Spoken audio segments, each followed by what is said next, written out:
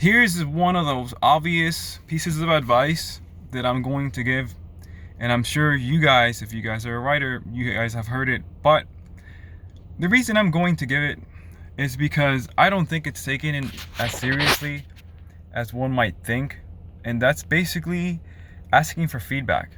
you know Maybe I'm not seeing it, but a lot of the times I hear about or read about problems that certain writers are facing, and I'm talking about the ones that I know didn't ask for feedback, or didn't ask for as much feedback, or something like that, because there's some that you just don't know. I'm talking about the one specific examples, and it doesn't hurt to ask. You don't have to. The one thing about feedback is that there's nothing wrong with criticism, you know as long as the person's not doing it just because they're just, I don't know, trying to flame you or something. Criticism's a good thing if you can use it constructively. It just depends on the person. There's some people that all they do is criticize, but it's not really constructive. I'm not talking about that. Don't expose yourself to that. That's just like putting your hand on the fire just to make sure you. Anyways, I was gonna go down a random tangent, but the whole point that it doesn't hurt to ask, and the reason I say it is because I didn't ask for feedback in the first 4 books, but in this last one that hopefully I publish within a week, I did ask for feedback. I asked for feedback from 3 people, and sometimes on a particular piece, and I didn't mind it. Did I need to have feedback? I don't know. You could argue no, but I do think that I learned in the book, or at least the portion that was helped in, or the entire book, because one of them was a beta reader. I believe that there's a lot gained from it. That's the whole point, And whether it is you're writing articles, book reviews, you name it. Like if you're writing anything and you just want to learn the craft of writing, whether it's a passion, it's a job, you just do it creatively, it doesn't hurt to ask. And the reason I say that is because I'm learning on the job. It's not my job. I don't do this as a job. This is my passion. I know I'll write for the rest of my life, and thankfully it's not a job, or it'll never be a job, because I just couldn't do it if it was a job. I'm glad I arrived to this point in my life, and I'm choosing to do this, through a non-standard angle, just like pretty much everything I've done. All the major decisions that I've done, I didn't plan on, heaven forbid, I didn't plan on any of them, but they happened. And the whole point's that, there's a lot to be gained from being open with yourself and open with people. And maybe you don't, I don't know, maybe you don't trust other people, or like you just have trouble asking for feedback. That's okay. Like you don't have to do something you're comfortable with. But there are people that are really nice online. On Twitter, it's just, well, I haven't been on Twitter in like 3 weeks, 4 weeks, but I get into scenarios where people were just giving some positive feedback. I'd ask for feedback with a couple of writers, and they'd ask me, and no big deal. And it was very positive. In fact, the writing communities overall is actually pretty stellar.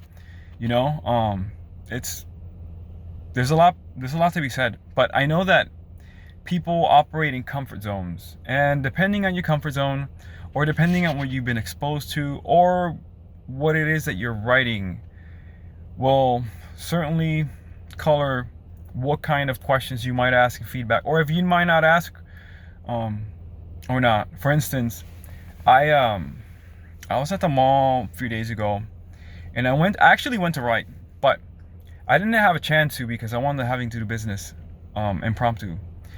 Anyhow, so I ran into somebody that creates mocks. That's my own creation thing, and they create Lego mocks. And she's a software engineer. We were rating the pick or break wall at Lego. I was doing business, and she was just doing her thing. And she employed surgical precision with picking pieces, and I knew that she was up to something. One thing that when people are very particular and precise is that it's like picking specific words, or specific, an outfit. Like, for instance, if somebody's going out on a big date, you just know that somebody's like, oh wow, that person's doing something special tonight, right? That makes sense. So this was not unlike that. So I instantly asked her what she's working on, and she gives me this look like she can't tell me. And that's the thing, like there's a lot of secrecy to be had online or within, when there's books, because intellectual property does get jacked. People steal that. So I understood that. We got a conversation, and I was like, you don't have to tell me, it's fine. We talked about other things. The whole point was that she was creating something with Legos, and I was doing my own thing, like, specifically picking parts for business. And I understood why she couldn't tell me. And I've run into the same thing with people that are working on the book, and they don't want to talk about it. And it makes sense. I get it. Like, that's totally okay. I'm not saying if you're working on a project that is really important to you, that you need to go and subject yourself to something that, might, hold on. The podcast was running. Anyways, that you need to subject yourself to, sorry, I lost my train of thought. To a scenario where you might end up losing out big time because you just make the wrong choice. So if that's the case, yeah, don't do that. But if it's something like that, just go to your trusted sources, or just don't even just rely on yourself. No big deal. But I'm talking about most general scenarios, where they could it can manifest into something where after you ask for feedback, not only are you growing as a writer, but you realize, wow, that's a point of view that I never saw before. I never realized how often I would think something very similar to that when I was asked for feedback, whether it was intentional or came out unintentional. I got a few people that I ask, and they'll tell me, and I'm like, you got to be merciless. Don't sugarcoat things. Because one thing that I learned when I was really young was that a lot of the times people are afraid to criticize others, and I understand, because when you yourself get criticized, particularly unfairly, sometimes it's true, and it's still, it's still not something that's that a lot of people are comfortable with. But the whole point's that I understand why certain people don't actually give feedback how they could, or to the maximum efficiency that they could, because at least certain times, when the same was done to them, and I've talked to a few people about this, it just wasn't a polite experience. It wasn't like a growth experience, and I asked so many times, I'd ask for help, and people would be like, that piece is fine. And I'm like, I know there's something wrong with it. When you just look at a picture, or you look at a poem, or you just look at something and you just know something's wrong. Yeah, I get that feeling over and over and over and over. And it kind of got dispiriting, because a lot of the times you're unsure whether if it's legitimate. I mean, it depends on whether you have a lot of experience. At that point, I was a teenager, so I didn't, but I still found it quite problematic that my instincts were going ballistic. And I always change my instincts, because usually right, as I'm sure most of you guys' instincts is right. So there was nothing wrong with it. Yeah, it's writing, but I went back, and sure enough, years later, I could find all sorts of flaws and stuff like that. And sure, I was just learning, so no big deal. But the whole point is that a lot of the times people aren't comfortable giving feedback. That's okay. If somebody's not going to give you the feedback you're looking for, no big deal. But there are people out there, and there's communities. There's a few stellar group of people that will help you. It just depends on what you're trying to do, what you're trying to accomplish, how open-minded you are, and all that. So just don't overlook it, because there's a lot that can be gained. It's kind of like an extra pair of eyes. The worst thing that can happen, one I like taking sometimes a different point of view if you're reticent about something. So the worst thing that can happen is that you just don't use the feedback, right? I mean, it sounds so simple. It's like, you just don't use it. But really, it's no big deal. Like, it's like when people have a conversation, and somebody's and I'm talking about a conversation or discussion, not an argument, but like, when people are like, oh, I have a point of view about X, and the other person's like, I got a point of view about Z or whatever, and everybody's entrenched, and you're stubborn. No, I'm talking about that.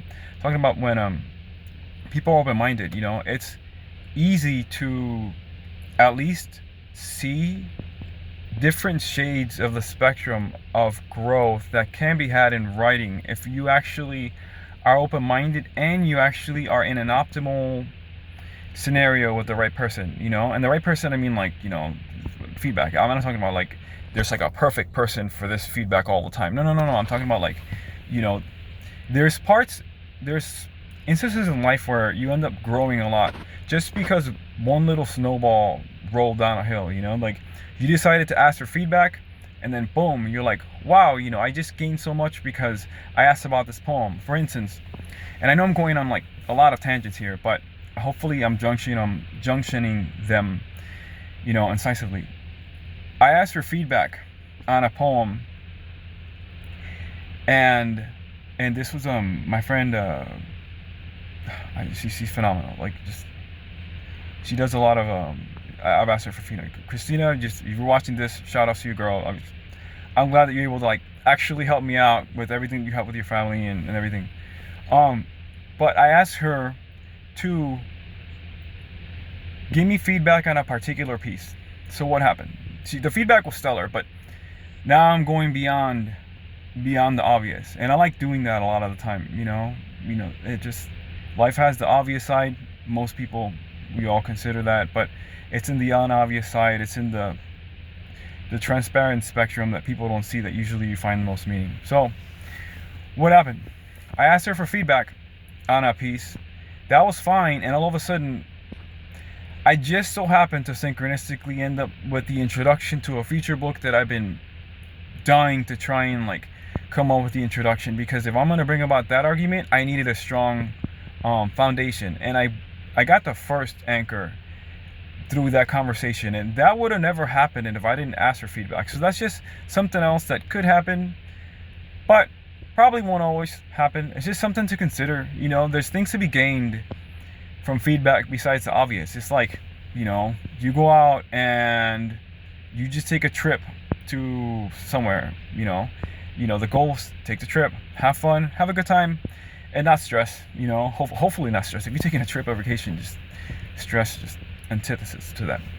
The whole point's that, but I don't know, maybe you just meet somebody, or maybe you just meet a business partner, or maybe you just subject yourself to something that you never did before. Like, for instance, one time I went into I mean, a whole bunch of people, like 15 of us, went to Mexico, and there was just a day that was phenomenal. I spent most of the day upstairs in the house we rented and just writing literally for hours. My friend was playing guitar, and actually I think two people were playing guitar, and I was writing upstairs. And usually when we would go to Mexico, people would ride quads, they'd go to the strip, etc., etc. But the experience was so amazing just because I chose to subject myself to just that, you know. So the point's that sometimes